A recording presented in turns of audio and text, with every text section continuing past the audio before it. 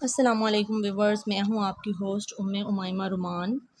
अम, आपको मैंने डिस्कस कर दिया था रियलिज़म की फ़िलासफ़ी और आइडियलिज़म की फ़िलासफ़ी। तो आज हम डिस्कस करने वाले हैं फ़िलासफ़ी ऑफ प्रैग्मेटिज़म, एग्जिस्टेंशलिज़म एंड नेचुरलिज़म। तो चलिए स्टार्ट करते हैं। आपका टाइम वेस्ट नहीं करूँगी। इंट्रोडक्शन का आपको पता है, लेकिन वीडियो स्टार्ट करने से पहले मैं आपसे छोटी सी एक रिक्वेस्ट करूँगी कि काइंडली मेरे चैनल को सब्सक्राइब करें, इसको शेयर करें, बेल आइकन को ज़रूर प्रेस करिएगा ताकि आने वाली हर नई वीडियो का नोटिफिकेशन आपको मिल जाए।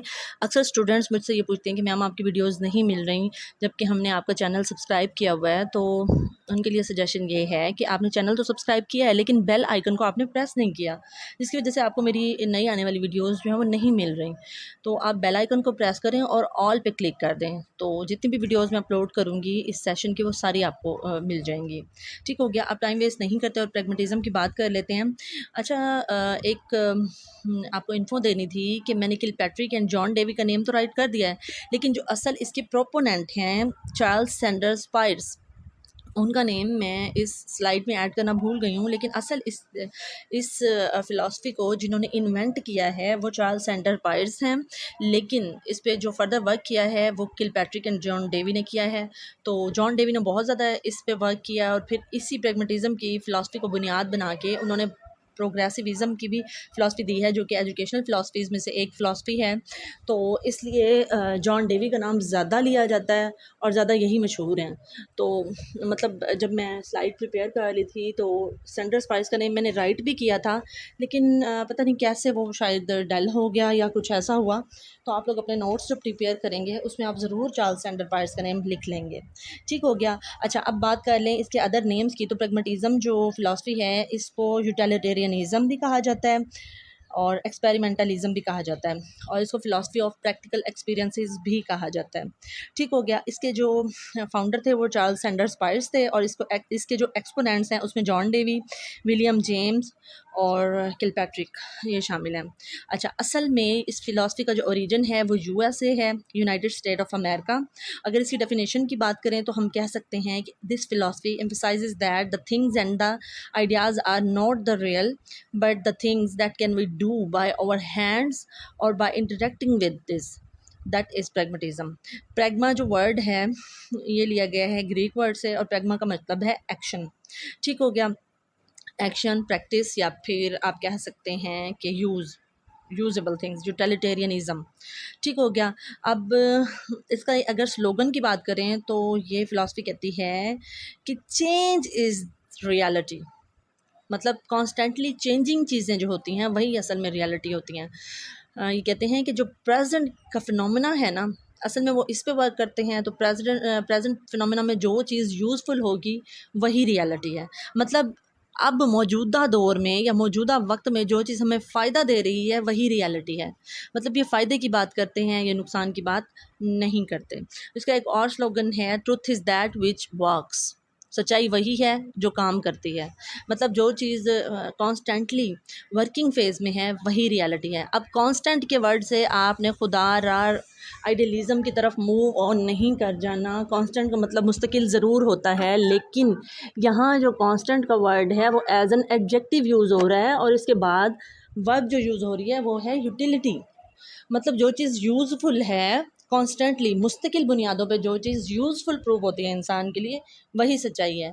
तो अब यहाँ कांस्टेंट एज अ वर्ब नहीं यूज़ हो रहा है, एज अ कीवर्ड यूज़ नहीं हो रहा। आपने बिल्कुल भी इसको आइडियलिज्म के सेंस में नहीं लेना। अब ये तो हो गई डेफिनेशन की बात, truth is that which works, और स्लोगन इसका है चेंज इज़ द रियलिटी। ठीक हो गया। अगर इसके फंडामेंटल प्रिंसिपल्स की हम लोग बात करें तो ये फ़िलासफ़ी जो है रियलिज़म और आइडियलिज़म दोनों के अगेंस्ट है, लेकिन इसमें इन दोनों फ़िलासफ़ीज़ की सिमिलैरिटीज़ भी मौजूद हैं।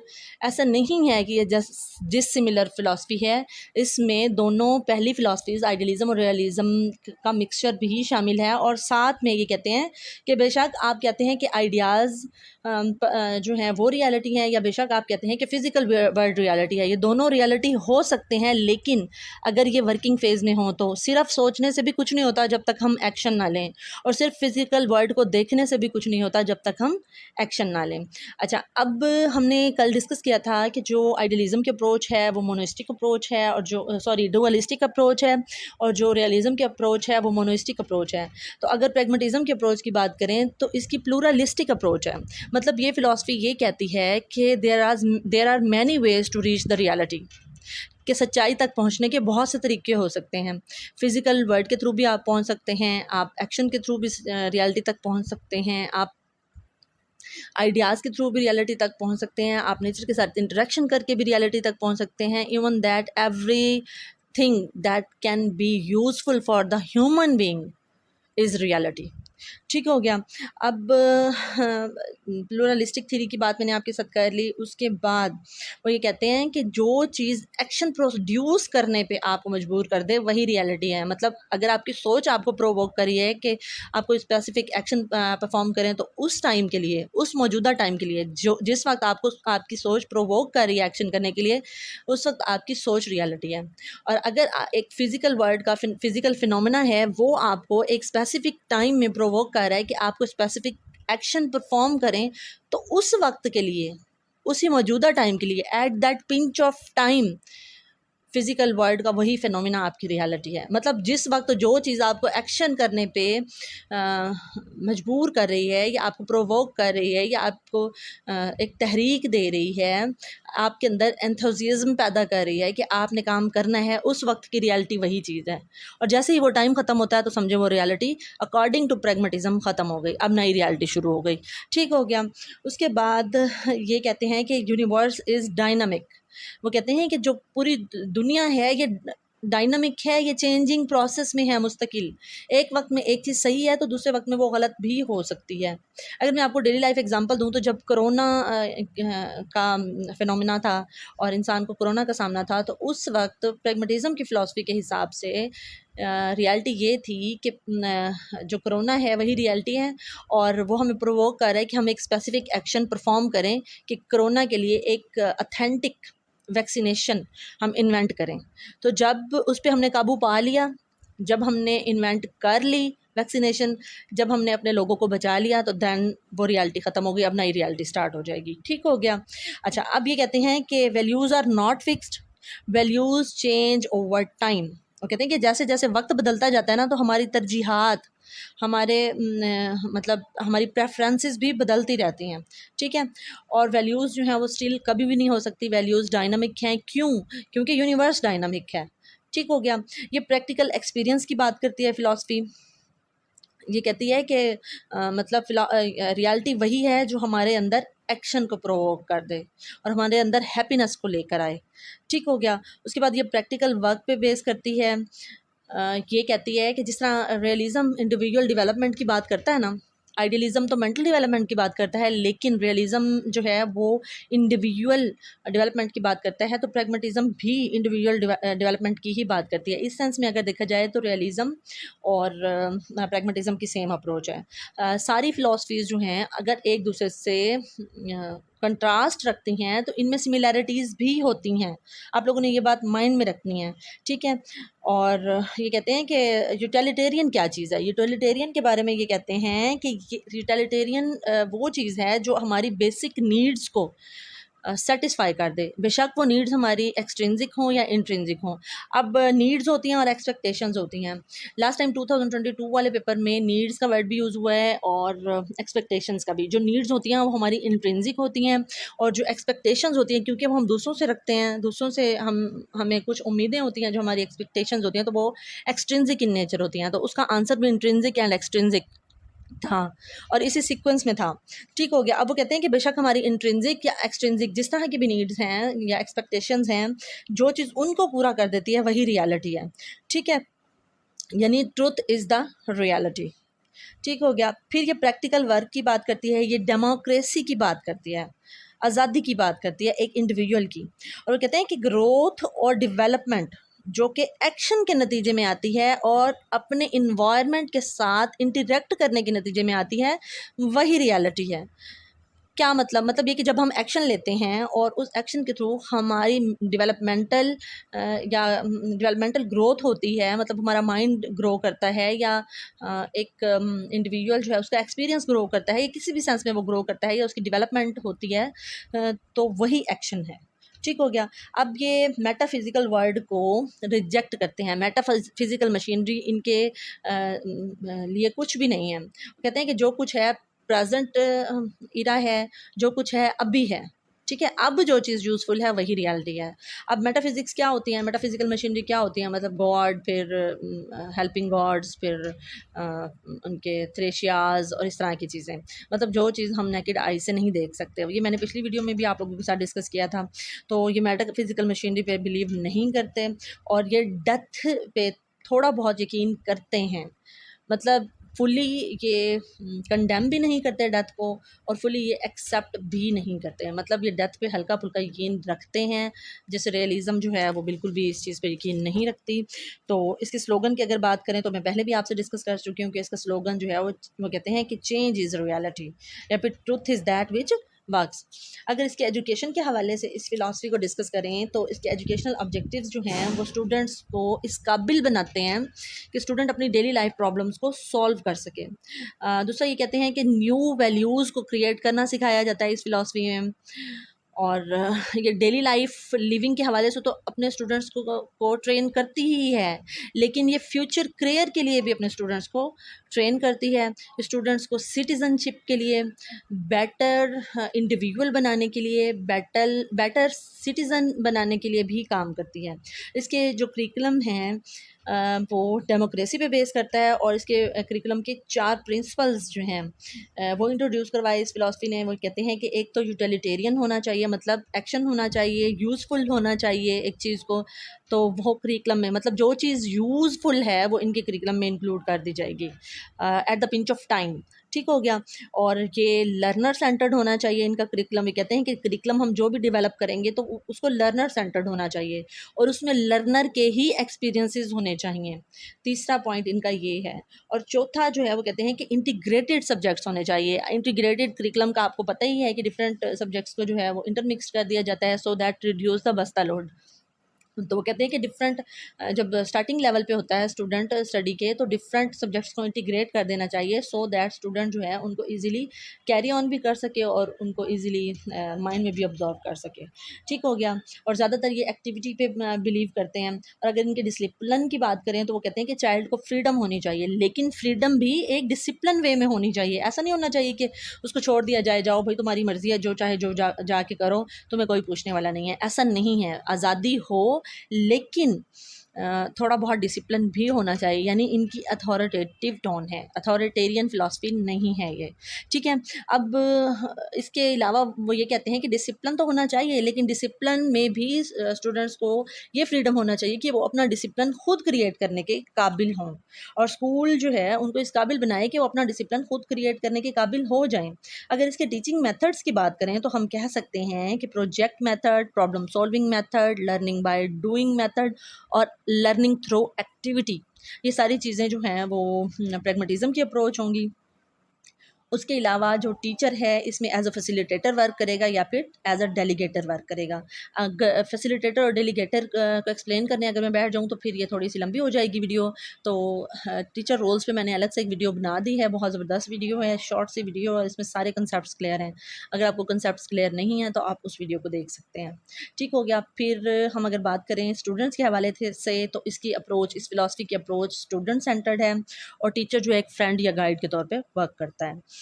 अगर इसकी टाइप्स की बात करें तो इसकी 3 टाइप्स बायोलॉजिकल, ह्यूमनिस्टिक और एक्सपेरिमेंटल हैं। इनका थोड़ा सा ओवरव्यू मैं आपको दे देती हूँ। जो बायोलॉजिकल फिलॉसफी है वो कहते हैं कि इंसान के खुद के अंदर इतनी कैपेसिटी मौजूद होती है कि वो अपनी रियलिटी को क्रिएट कर सके। ठीक हो गया। और क्रिएट कैसे कर सके? अपने इन्वायरमेंट के साथ इंटरेक्ट करके।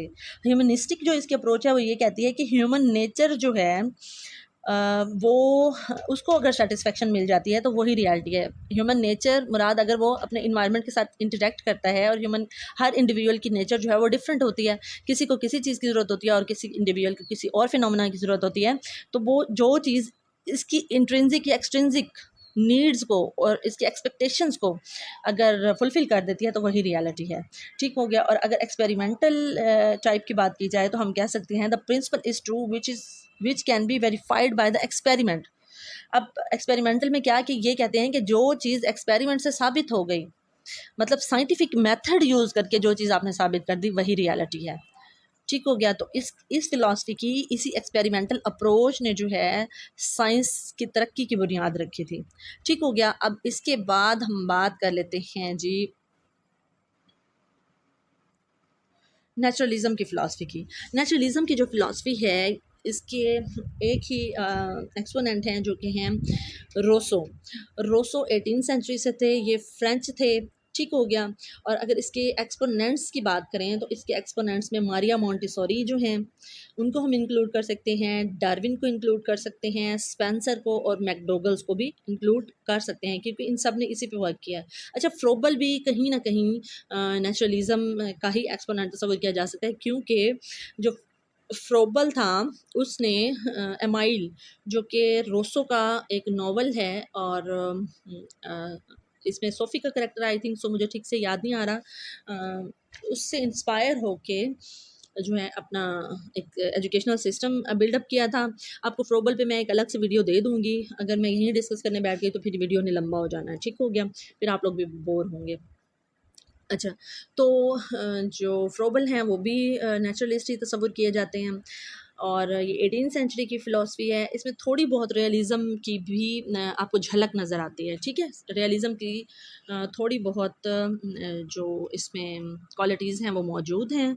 अगर इसकी डेफ़िनेशन की बात करें तो हम कह सकते हैं कि ये जो फ़िलॉसफ़ी है एम्फसाइज़ करती है नेचुरल ऑब्जेक्ट्स पे। ठीक है? वो कहते हैं कि interaction with nature is the reality. ठीक है? इंसान जो है, बच्चा जो है वो अपने नेचर के साथ इंटरैक्ट करके जो चीज़ सीखता है वही रियलिटी है। इसका स्लोगन है बैक टू नेचर। आपने बैक टू के वर्ड से बिल्कुल भी एसेंशियलिज़्म की तरफ नहीं चले जाना। एसेंशियलिज़्म का स्लोगन है बैक टू बेसिक्स और जो नेचुरलिज़्म है इसका स्लोगन है बैक टू नेचर। ठीक हो गया। जब हम वो फ़िलॉसफ़ी डिस्कस करेंगे ना एसेंशियलिज़्म की, मैं आपको एक बार फिर इसको रिकॉल करवा दूँगी। ठीक हो गया। और अगर इसकी अप्रोच की बात करें तो ये एक एक्लेक्टिक अप्रोच है। मतलब डिफरेंट फ़िलॉसफ़ीज़ से, डिफरेंट अप्रोचेज़ से मिक्स करके कि एक अपना नया नज़रिया बना लेती है कि रियलिटी तक पहुँचने का सिर्फ़ एक ही तरीका है या डिफरेंट तरीके हैं। मतलब डिफरेंट अप्रोचेज़ बच्चा अपने हिसाब से, एक इंडिविजुअल जो है वो अपने हिसाब से सेट कर लेता है। लेकिन इंटरेक्शन वो नेचर से ही करेगा। अब मैंने आपसे बात की थी कि इसमें थोड़ी बहुत रियलिज़म की झलक है, तो वो किस वे में है वो थोड़ा-सा मैं आपको एक्सप्लेन कर देती हूँ कि रियलिज़म कहती है कि physical objects, physical phenomena and physical world. Materialism की बात करती है, मटेरियलिस्टिक ऑब्जेक्ट्स की बात करती है। ठीक है? तो नेचुरलिज़म क्या कर रही है? नेचुरलिज़म भी तो यही कर रही है, बस डिफ़रेंस इतना है कि नेचुरलिज़म जो है वो एक स्पेसिफ़िक चीज़ पे आके फ़िक्स हो जाती है जो कि है नेचर। ठीक है? अब रियलिज़म जो है वो सारे फ़िज़िकल ऑब्जेक्ट्स की बात कर रही है, बेशक वो नेचर में हैं या नहीं हैं, वो कुदरती तौर पे मौजूद हैं या नहीं हैं, बेशक वो मैन मेड ही क्यों ना हों, लेकिन मटीरियलिस्टिक होने चाहिए, मटीरियलिस्टिक वर्ड की वो बात करती है। लेकिन नेचुरलिज़म जो है, ये जस्ट एक स्पेसिफ़िक फिनोमेना पे वर्क करती है जो कि है नेचर। ठीक हो गया। बाय बर्थ जो चीज़ हमें मिल जाती है, जो सदियों से चली आ रही है, यूनिवर्सल है और उसको कोई ह्यूमन बीइंग जो है वो चेंज नहीं कर सकता। ये उस पे बात करती है, मतलब थोड़ी बहुत इसकी जो अप्रोच है वो आइडियलिज़्म वाली भी है, लेकिन इसने ज़्यादा फ़ोकस जो है रियलिस्टिक अप्रोच पे किया है। तो मैं ज़्यादा इसके हवाले से बात नहीं करूँगी वरना आप लोगों ने डबल माइंड हो जाना है। ठीक है? मतलब आप जस्ट इतना माइंड में रखें कि फ़िज़िकल वर्ल्ड की बात करती है रियलिज़्म और फिजिकल वर्ल्ड में जस्ट नेचुरल फिनोमिना की बात करती है नेचुरलिज्म। ठीक है? अगर इसके फंडामेंटल प्रिंसिपल्स की हम बात करें तो वो कहते हैं कि मटेरियल वर्ल्ड जो है वो रियल है। ठीक है? मटेरियल वर्ल्ड कैसे रियल है? वो इस तरह रियल है क्योंकि मटेरियल वर्ल्ड में नेचर मौजूद है और नेचर के साथ इंटरेक्शन के नतीजे में ही इंसान जो है वो नॉलेज हासिल करता है, नॉलेज गेन करता है और फिर वो रियलिटी तक पहुंचने के काबिल हो जाता है। उसके बाद वो ये कहते हैं कि जो स्पिरिचुअलिज्म है वो नेचुरल चीज़ों के नतीजे में ही हमें हासिल होता है। हम नेचर नेचर के साथ जब इंटरेक्ट करते हैं तो फिर हम स्पिरिचुअलिज्म की तरफ मूव ऑन कर जाते हैं। और ये फिलॉसफी कहती है कि nature is everything, do not believe in existence of God. ठीक है? ये फ़िलॉसफ़ी जो है खुदा के वजूद पे बिल्कुल यकीन नहीं रखती। ठीक है, ठीक हो गया। ये मेटाफिज़िकल मशीनरी पे भी फिर ज़ाहिर है यकीन नहीं रखती और ये मटेरियल वर्ल्ड को इम्पोर्टेंस देती है। अब जो रियलिज़म है वो भी बिल्कुल भी बिलीव नहीं रखती गॉड पे, ये मटेरियल वर्ल्ड पे ज़्यादा बिलीव रखती है। तो अगर देखा जाए तो इन सेंस में नेचुरलिज़म का भी यही फिनोमेना है। जी, तो हम बात कर रहे थे नेचुरलिज़म की फ़िलासफ़ी की। तो नेचुरलिज़म की फ़िलासफ़ी जो है वो ये कहती है कि इंसान जो है इनबॉर्न तौर पे वो हैप्पीनेस पे पैदा हुआ है, वो सच्चाई पे पैदा हुआ है, ठीक है?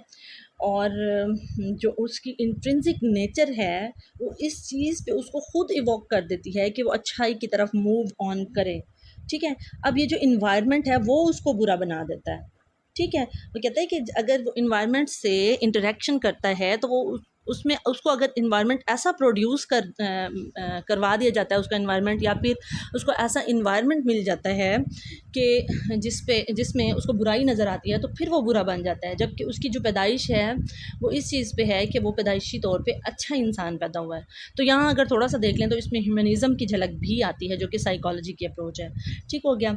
और ये फ़िलॉसफ़ी कहती है कि everything comes from nature and return to it, कि जितनी भी रियल चीज़ें हैं वो नेचर से ही आती हैं और नेचर की तरफ ही वापस चली जाती हैं।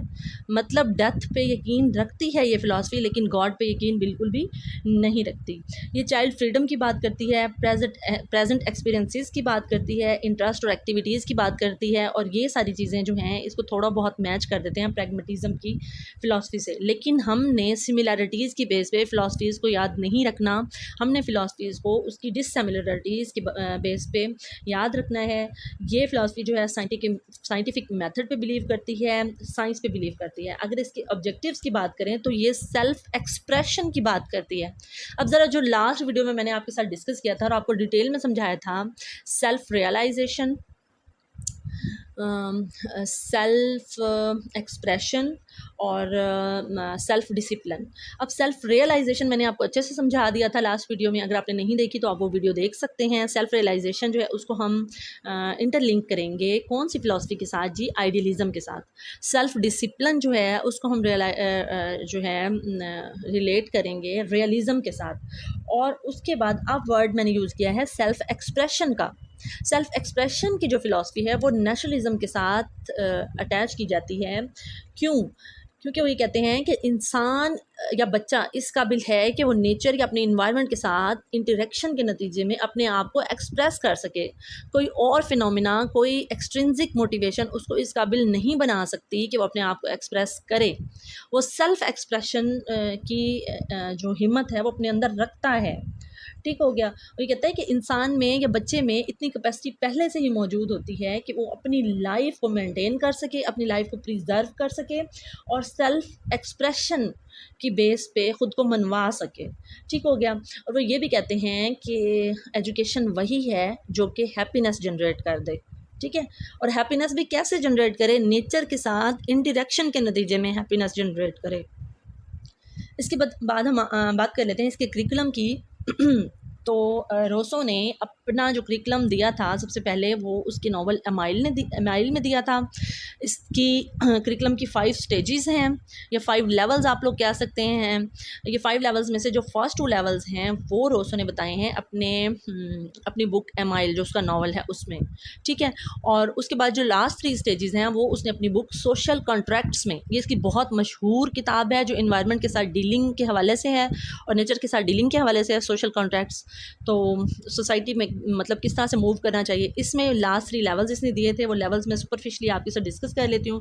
पहला लेवल वो कहता है कि इन्फेंसी का लेवल है जो कि बच्चे की पैदाइश से लेके 2 साल तक की एज का होता है, ठीक है। उसके बाद वो कहता है कि चाइल्डहुड स्टार्ट हो जाती है जो 2 से 12 साल तक के लिए होती है। और इसी चाइल्डहुड की एज में वो नेगेटिव एजुकेशन का कंसेप्ट देता है। मीन्स कि ये फ़िलॉसफी जो है वो पॉजिटिव एजुकेशन या फॉर्मल एजुकेशन को बिल्कुल भी फेवर नहीं देती।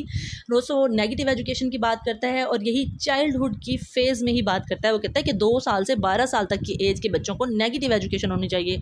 मीन्स स्कूल का रोल वो बिल्कुल कंडेम कर देता है। वो कहता है कि नेचुरल इन्वायरमेंट के साथ इंटरेक्शन के थ्रू बच्चे को एजुकेशन प्रोवाइड करनी चाहिए और बिल्कुल भी एग्जामिनेशन सिस्टम नहीं होना चाहिए। मतलब बच्चों के एग्ज़ाम्स लेने के सख्त ख़िलाफ़ है। कई बार पीपीएससी में ये क्वेश्चन डिस्कस हो चुका है कि कौन सी फ़िलासफ़ी ऐसी है जो नेगेटिव एजुकेशन की बात करती है, तो उसका करेक्ट आंसर नेचुरलिज़म है। और समटाइम्स ये क्वेश्चन भी मेरी नज़रों से गुजरा है कि कौन सी फ़िलासफ़ी है जो एग्जामिनेशन के सिस्टम को कंडेम करती है, तो वो भी नेचुरलिज़म की ही फ़िलासफ़ी है।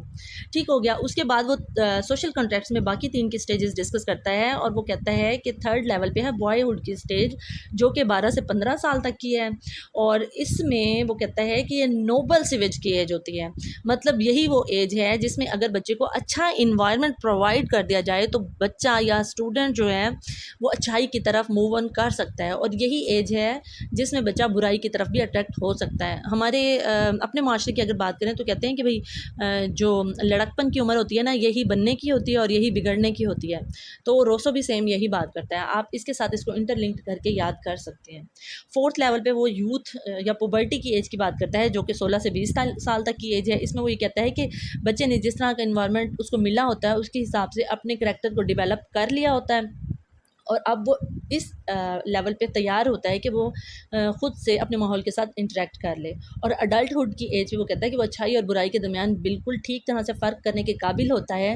वो कोशिश करता है कि वो अच्छाई पे काम करे, लेकिन जो उसको चाइल्डहुड या पुबर्टी की एज पे इन्वायरमेंट मिला था उसका असर फिर भी बाकी रहता है। ठीक हो गया। अब अगर इस फ़िलासफ़ी की हम डिसिप्लिन की बात करें तो ये चाइल्ड की फ्रीडम की बात करती है, ये नो एग्जामिनेशन की बात करती है, ये एक्सटर्नल डिसिप्लिन की बात करते हैं। क्यों एक्सटर्नल डिसिप्लिन क्यों है? क्योंकि ये कहता है कि बच्चा नेचर के साथ इंटरेक्शन के नतीजे में सीखता है। तो नेचर एक्सटर्नल हो गई ना, इंटरनल तो नहीं हो गई। इंसान के अंदर तो मौजूद नहीं है। नेचुरल चीज़ें जो है वो हमारे इन्वायरमेंट में मौजूद हैं, तो वो इसलिए एक्सटर्नल डिसिप्लिन की बात करती है ये फ़िलासफ़ी।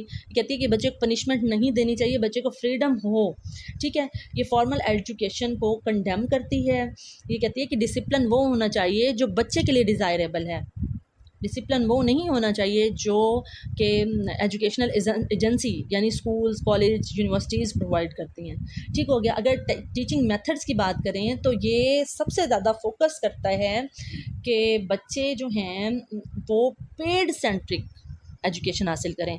अब पेड सेंट्रिक एजुकेशन क्या होती है? पेड सेंट्रिक एजुकेशन जो है वो ये होती है कि बच्चा जो है या पेरेंट्स जो हैं वो ख़ुद भी उस वक्त सिंसियर होते हैं अपने पढ़ने के लिए या अपनी एजुकेशन को हासिल करने के लिए, लर्निंग के अमल को स्टिमुलेट करने के लिए, जब वो किसी एजुकेशन के लिए पेड सेशन लेते हैं। अब मैं आपको अगर इसकी डेली लाइफ एग्जांपल दूँ तो जैसे मैं फ्री सेशन रन कर रही हूँ और आप मेरा सेशन भी साथ में ले रहे हैं और आप एक पेड सेशन भी साथ में ले रहे हैं। मतलब नॉलेज जहाँ से मिलता है इंसान को ले लेना चाहिए, बेशक वो पेड सेशन हो या फ्री सेशन हो। लेकिन जब आप पेड सेशन ले रहे होंगे और एक फ्री सेशन ले रहे होंगे तो ऑटोमेटिकली आपका जो आपकी टेंडेंसी जो है वो पेड सेशन की तरफ ज़्यादा होगी, क्योंकि आपको पता है कि वो मुझे पे करने के बाद मिला है मटीरियल। बेशक वो रिलायबल है या नहीं है ये बात की बात है। रिलायबल भी होता है पेड सेशन, ऐसे नहीं लोग रन कर लेते, उनके पास ज़ाहिर ऑथेंटिक मटीरियल होता है, उसके बाद कोई इतना बड़ा स्टेप लेता है। लेकिन ये हमारी नेचर में ही है कि हम जब पे करते हैं किसी चीज़ के लिए, हम उसके लिए मतलब अपनी एनर्जी को ज़्यादा ख़र्च करते हैं उस चीज़ को हासिल करने के लिए। अगर ये चीज़ पेड नहीं होगी, एजुकेशन अगर पेड नहीं होगी अकॉर्डिंग टू रोसो, तो हम इतना ज़्यादा इम्पोर्टेंस नहीं देते उस एजुकेशन को। और ये रियल चीज़ है, मेरा अपना पर्सनल एक्सपीरियंस भी है। ठीक हो गया। और इसीलिए सिर्फ इसी पेड सेंट्रिक अप्रोच की वजह से रोसो को कहा जाता है कि educationist of the elite class. ठीक हो गया। रोसो ही वो पहला टीचर था जिसने पेड एजुकेशन चलाई थी। ठीक है। एजुकेशन की तहरीक उसने मूवमेंट चलाई थी कि एजुकेशन को पेड होना चाहिए। और इसके जो लेक्चर्स होते थे वो जस्ट इतने महंगे इसके लेक्चर्स होते थे अपने वक्त के कि जस्ट इलियट क्लास के लोग जो हैं वो इसके लेक्चर्स अटेंड कर सकते थे। ठीक हो गया। और इसके अलावा अगर लर्निंग की बात करें तो ये फ़िलासफ़ी लर्नर की चॉइस पे बेस करती है। मतलब लर्नर्स को फुल चॉइस होती है कि वो अपना सिलेबस भी खुद मतलब सेट करें और जो टीचर उनको पसंद है वो उसी से पढ़ें। और play way method is the most authentic method of naturalism. अक्सर लोग रोल प्लेइंग कहते हैं। रोल प्लेइंग और प्ले वे में एक डिफरेंस होता है। रोल प्लेइंग होता है किसी और के करैक्टर को परफॉर्म करना, ठीक है, स्टेज पे परफॉर्म करना। लेकिन प्ले वे होता है नेचुरल सेटिंग में, खेल खेल में ही सीख लेना, जैसे मारिया मोंटेसोरी और फ्रोबल का हो गया, उसके अलावा डेल्टन प्लान हो गया।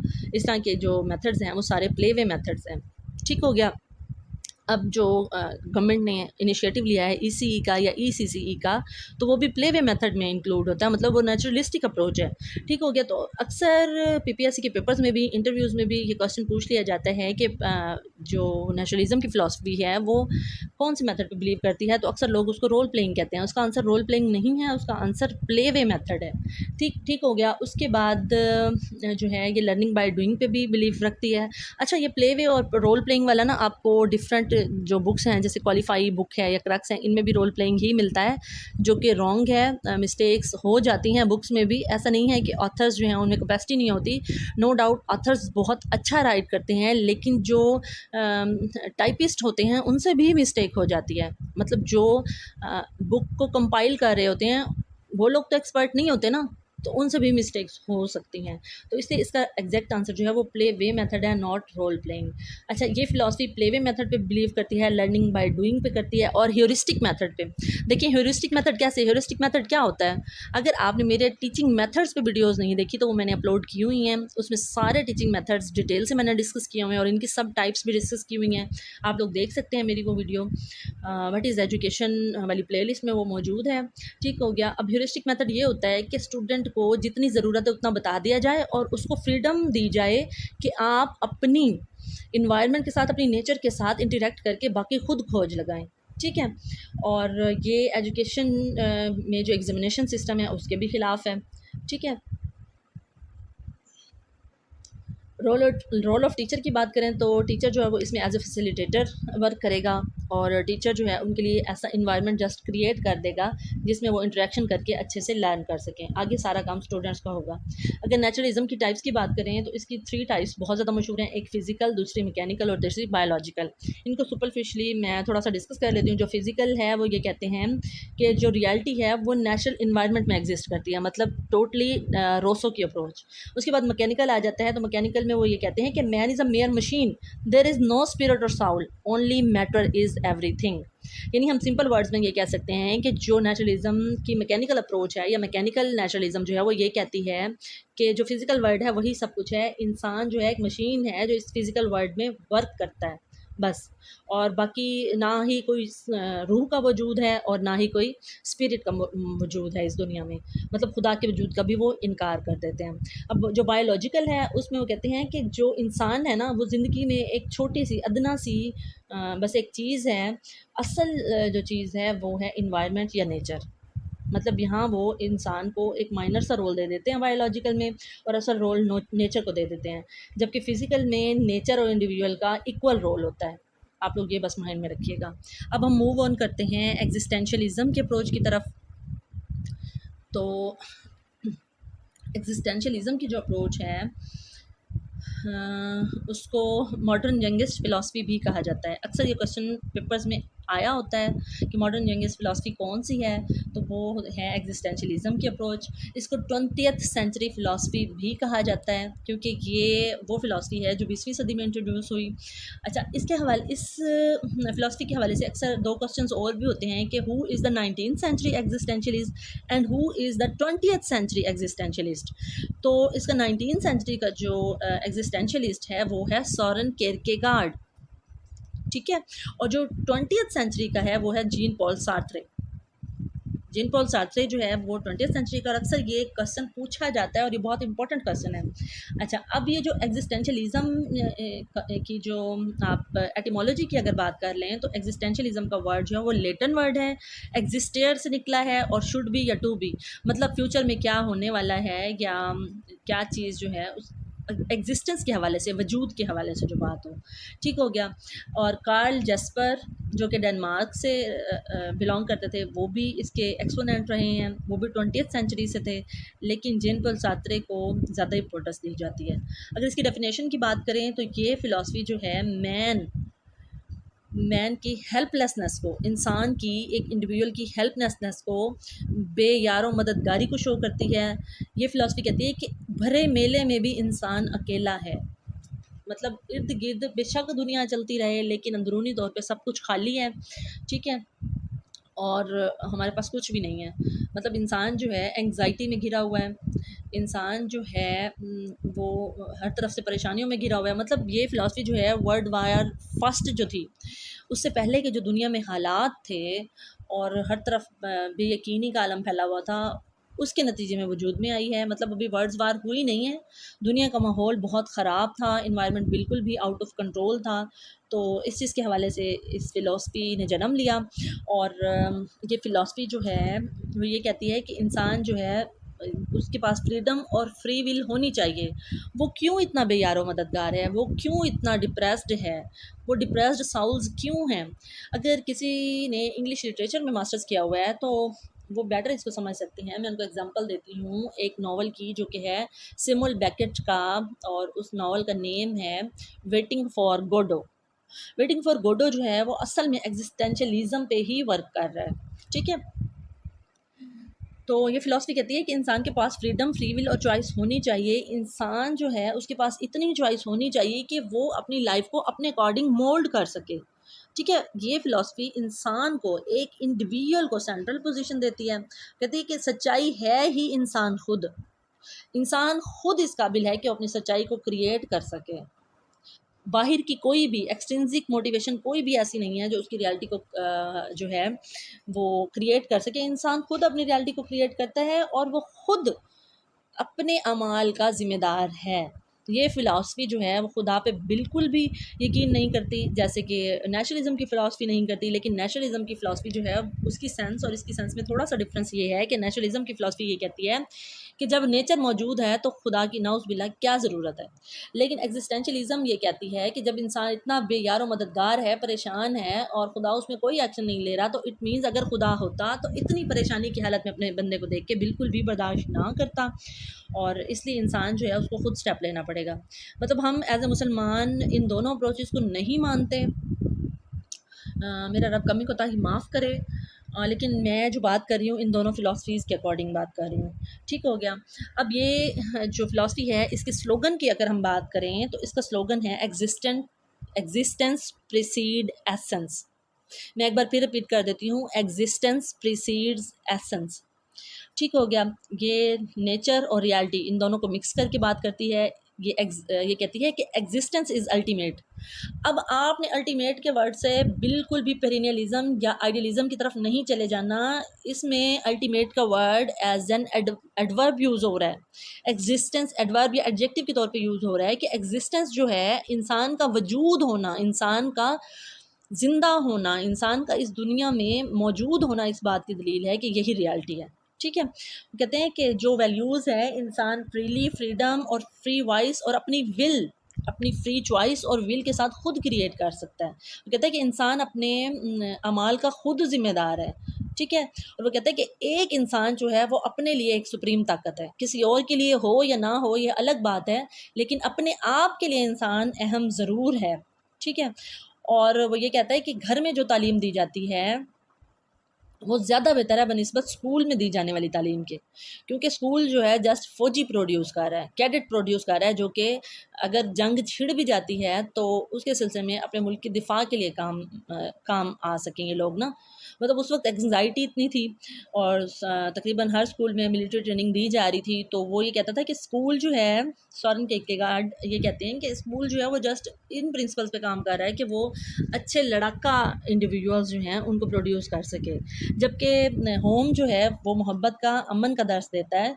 तो एक इंडिविजुअल को अपने आप पे पहले तवज्जो देनी चाहिए, बाद में इन दूसरी चीज़ों की तरफ मूव ऑन करना चाहिए।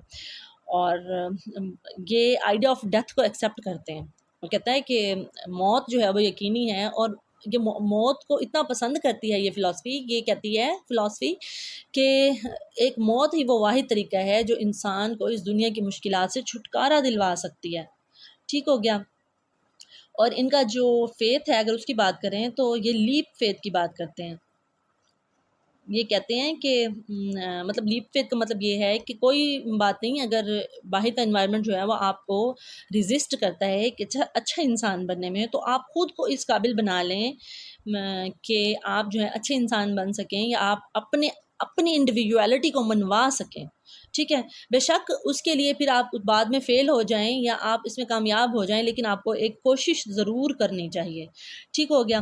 और ये आइडियलिज़म के अप्रोच के जो रियलिटी होती है, ये नेचर होती है, वो इनबॉर्न होती है, इस चीज़ को बिल्कुल रिजेक्ट करती है ये। और ये फ़िलॉसफी कहती है it is my life, I will do what I want.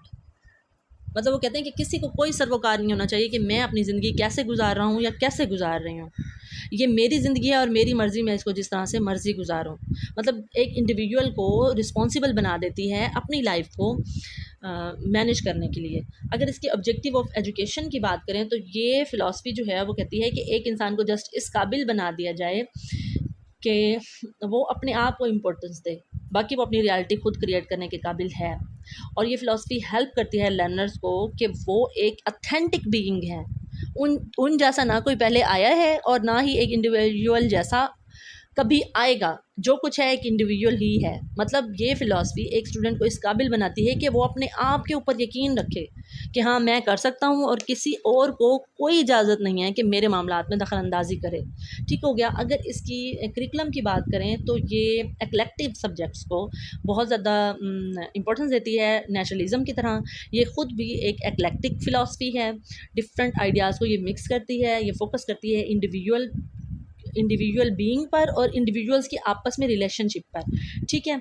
और ये लर्नर को वैरायटी ऑफ सब्जेक्ट्स में चूज़ करने की फ्रीडम भी देती है। जैसे अगर मैं आपको एग्जांपल दूँ आज की वर्ल्ड में, तो यूनिवर्सिटी में आपकी अपनी मर्ज़ी होती है ना कि आपने कौन कौन से सब्जेक्ट सेलेक्ट करने हैं, या आपकी अपनी मर्ज़ी है कि आपने किस चीज़ में स्पेशलाइजेशन करनी है। मतलब आप एमफिल कर रहे हैं तो आपने कौन सी ब्रांच में जाके करनी है। जैसे मेरा सब्जेक्ट इंग्लिश है, तो मैंने अगर करनी है एमफिल, तो मैंने लिटरेचर में करनी है या लिंग्विस्टिक्स में करनी है। और अगर लिंग्विस्टिक्स में करनी है, फिर उसकी मतलब उसका थीसिस जो है, उसकी रिसर्च वर्क जो मैंने किस स्पेसिफिक ब्रांच पे करनी है।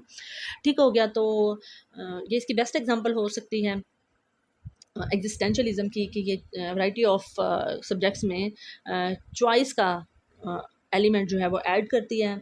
और ये ड्रामा, लिटरेचर, फ़िलासफ़ी, इन चीज़ों पे बेस करती है। और ये वोकेशनल एजुकेशन पे भी ज़ोर देती है। अब वोकेशनल एजुकेशन आप कहेंगे कि मैम ने पहले तो कहा था कि रियलिज़म है और अब कह रही हैं कि जी एग्जिस्टेंशलिज़म है। तो जो रियलिज़म है वो उसका बेसिक जो आप ऐसे समझ लें कि बेसिक ज़ोर जो वो देती है ना जिस चीज़ पे, वो देती है वोकेशनल एजुकेशन पे। लेकिन एग्जिस्टेंशलिज़म जो है वो इस सेंस में वोकेशनल एजुकेशन को एक्सेप्ट करती है, जस्ट एक्सेप्ट करती है वोकेशनल एजुकेशन को, कि ये इंसान को इस काबिल बनाती है कि वो कम से कम अपने लिए रोज़ी रोटी कमा सके। ठीक है।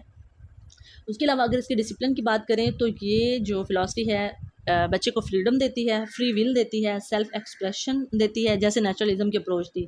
लेकिन जो सेल्फ एक्सप्रेशन का वर्ड है वो स्पेशली जस्ट नेचुरलिज़म के साथ रिलेट किया जाता है, लेकिन ये एग्जिस्टेंशलिज़म की अप्रोच भी है। ये सेल्फ डायरेक्टेड लर्निंग की तरफ अप्रोच करती है स्टूडेंट को, और सेल्फ पेस्ड लर्निंग, मतलब बच्चा जो है वो खुद इस काबिल हो जाता है कि अपनी लर्निंग के रास्तों को चुन सके कि उसने क्या लर्न करना है, कैसे लर्न करना है और किससे लर्न करना है। बस ये माइंड में रखनी है आपने बात कि क्या लर्न करना है, कैसे लर्न करना है और किस से लर्न करना है। मतलब नेचुरलिज़म में तो टीचर का ज़्यादा कंसेप्ट नहीं है, लेकिन एग्जिस्टेंशलिज़म में टीचर को थोड़ी बहुत अहमियत दी जाती है, लेकिन वो इस सेंस में कि बच्चा खुद इस चीज़ का इंतखाब करेगा कि उसने किस टीचर से पढ़ना है। मतलब कोई भी एक्सट्रिंसिक मोटिवेशन उसको इस चीज़ पर मजबूर नहीं कर सकती कि वो अपना टीचर जो है किसी और के मुताबिक, बेशक वो उसके पेरेंट्स ही क्यों ना हो, कोई भी उसको इस चीज़ पर मजबूर नहीं कर सकता कि उसने कौन से स्पेसिफिक फिनोमिना से अपनी एजुकेशन जो है वो गेन करनी है। ठीक हो गया। अगर टीचिंग मेथड्स की बात करें तो जितने भी चाइल्ड सेंटर्ड मेथड्स हैं वो सारे के सारे एग्जिस्टेंशलिज़म में आ जाएंगे। फॉर एग्जांपल डायलॉग्स हो गए, डिस्कशंस हो गए, क्रिएटिविटी हो गई, इमेजिनेशन हो गई, ये सब कुछ। मतलब आइडियलिज़म की अप्रोच हो गई या रियलिज़म की अप्रोच हो गई या प्रैग्मेटिज़म की कर लें, नेचुरलिज़म की कर लें, जो भी अप्रोच कर लें, लेकिन उनमें से जो उनके ऐसे एलिमेंट्स हैं जिसमें चाइल्ड को फ्रीडम दी गई है, उन सारे एलिमेंट्स को वो कैच कर लेती है। जैसे इमेजिनेशन की बात करें तो वो आइडियलिज़म इमेजिनेशन पे फोकस करती है, लेकिन यहाँ इंडिविजुअलिटी की बेस पे इमेजिनेशन को जो है एक्सेप्ट किया जा रहा है। क्रिएटिविटी की बात प्रैग्मेटिज़म करती है, लेकिन यहाँ इंडिविजुअल के साथ रिलेट करके क्रिएटिविटी को एक्सेप्ट किया जा रहा है। डिस्कशन की बात जो है वो भी आइडियलिज़म की अप्रोच है, और डायलॉग्स या वोकेशनल एजुकेशन जो है वो रियलिज़म की अप्रोच हो जाती है। तो ये सारी फ़िलासफ़ीज़ में से थोड़ी थोड़ी जी, मैं आपको बता रही थी कि चाइल्ड सेंटर्ड फ़िलासफ़ी है ये। इंडिविजुअल को जो टीचर है जस्ट हेल्प आउट करता है, हेल्पिंग हैंड प्रोवाइड करता है कि वो अपने आप को पहचान सके, अपनी पहचान कर सके, अपनी तशख़ीस करने के काबिल हो कि हाँ, मेरी भी इम्पोर्टेंस है। होपफुली आपको ये वीडियो पसंद आई होगी। अगर कोई चीज़ मिस हो गई है तो आप लोग मुझे सजेस्ट कर सकते हैं कमेंट बॉक्स में। जितना मेरे पास नॉलेज था मैंने पूरी कोशिश की है कि मैं आप लोगों को जो है वो प्रोवाइड कर दूँ। जो क्वेश्चंस हैं वो मैं आप लोगों को ग्रुप्स में भी शेयर कर दूँगी इस फ़िलासफ़ी के हवाले से, और मैं कम्युनिटी टैब में भी आज के बाद डेली क्वेश्चंस पोस्ट कर दिया करूँगी डेली की क्लासेस के, ताकि जो मेरे यूट्यूब के व्यूवर्स हैं उनको भी मैं फैसिलिटेट कर सकूँ। अगर आपको वीडियो पसंद आई है तो ज़रूर लाइक कीजिएगा और मेरी जो वीडियोज़ हैं उनको प्रमोट भी कीजिएगा। तो नेक्स्ट टॉपिक जो होगा वो हमारा होगा एजुकेशनल फ़िलासफ़ीज़ का। तो एजुकेशनल फ़िलासफ़ीज़ पे इंशाल्लाह मैं कल आप लोगों को वीडियो प्रोवाइड कर दूँगी। टिल देन अल्लाह हाफ़िज़।